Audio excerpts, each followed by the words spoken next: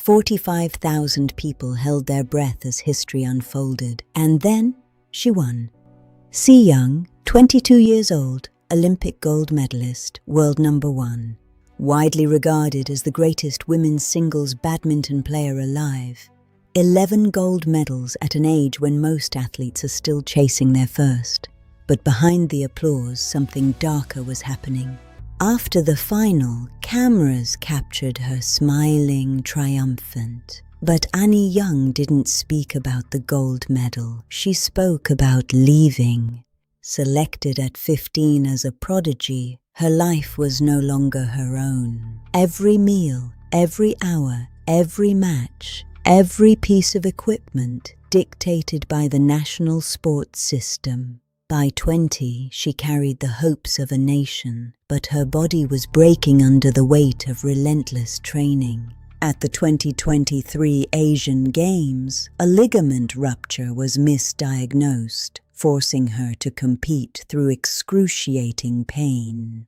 Months passed. A second opinion revealed a partial patellar tendon rupture, far more serious than she had been told. Yet the federation had one goal: Paris 2024. Training accelerated, injuries ignored, sacrifices demanded. The Gyeonggi National Training Center became both her launchpad and her prison. A place where athletes disappeared into routines with no concern for who they were outside the sport. Then came the revelations that would shock the sporting world. 7 years of systemic abuse. Juniors performing domestic labor for seniors, cleaning, cooking, serving, while becoming world-class athletes.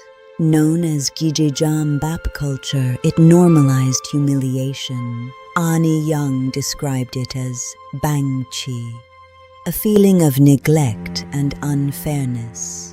The most celebrated professionally, the least valued personally.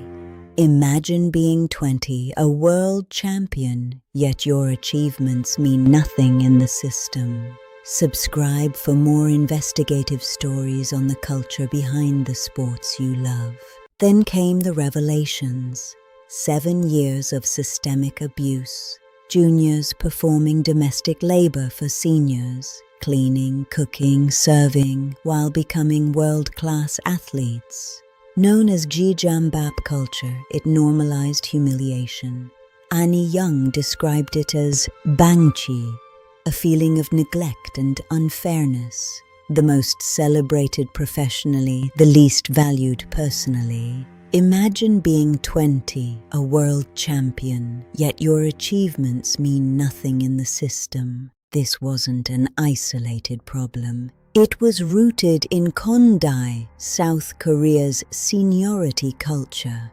Seniors command, juniors obey. In this environment, abuse became invisible. Even her equipment was controlled. Young's shoes and rackets caused blisters and injuries, but contracts were prioritized over safety. Her performance and health were disregarded.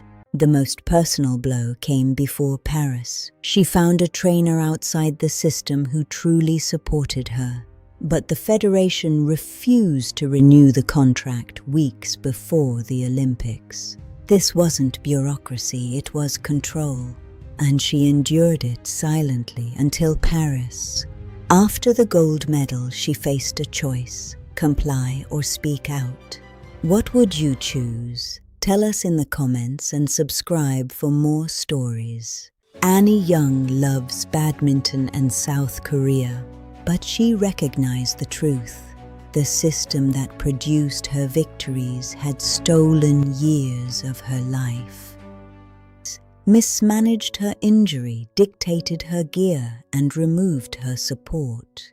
In that post-match interview, she declared her desire to leave the national team, a shocking act of defiance in a culture demanding silence. Her courage triggered change. The president of the federation, Kim Tae-koo, came under police investigation for embezzlement and harassment. Other athletes began sharing experiences of Gije Jam Bap and Kondai hierarchy. A door thought sealed forever had been cracked open. The mismanaged injury could shorten her career. Years spent performing domestic labor, playing through pain, losing mentorship, enduring bureaucracy, cannot be recovered. Yet she remained a champion. 11 gold medals, world-class skill, unbreakable determination.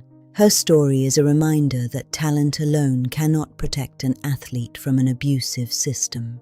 This story isn't just Annie Young's or South Korean badminton's.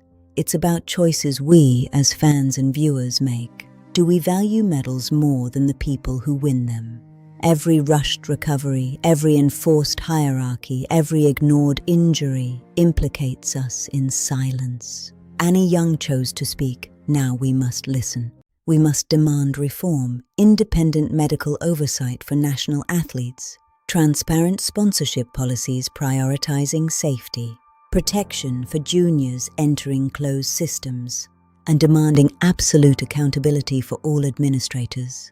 Cultural change requires public demand, not just punishment. Annie Young remains the greatest badminton player alive. Her victories are historic. The medals, podiums, anthems, they are spectacular. But behind every triumph, invisible suffering exists. Annie Young's courage exposes it. Her fight is bigger than sport. We celebrate her skill, determination, and love for the game. But no athlete should endure what she did.